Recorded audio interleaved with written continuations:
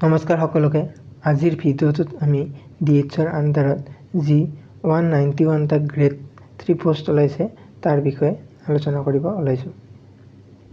আমি যদি চাওঁ ইয়াত টোটেল নাম্বাৰ 1 পোষ্ট আহিছে 191টা পোষ্ট আহিছে গ্ৰেড 3 নন টেকনিকেলৰ।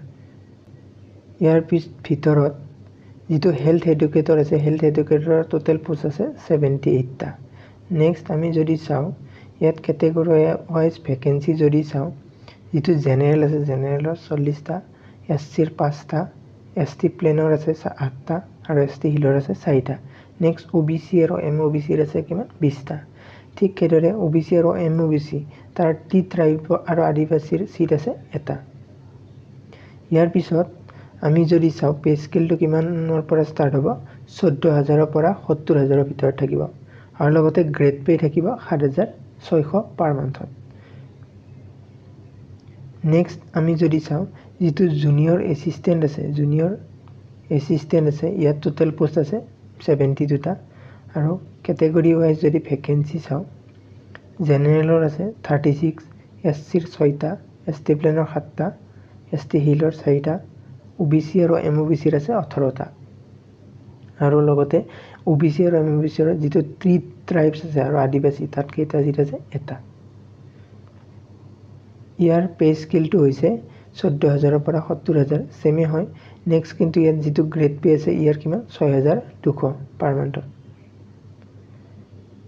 3 নম্বৰ পোষ্টটো আছে বেসিক হেল্থ ওয়াৰ্কাৰ। ইয়াত নাম্বাৰ অফ পোষ্ট আছে 41টা আৰু লগতে ইউআৰৰ আছে 21টা, এসসি 3টা, এসটি প্লেনৰ 4টা আৰু এসটি হিলৰ 2টা। ওবিসি আৰু এমওবিসিৰ সিট আছে 11টা আৰু লগতে যেটো 3 ট্ৰাইবস আছে আৰু আদিবাসী তাত কোনো ধৰণৰ সিট নাই।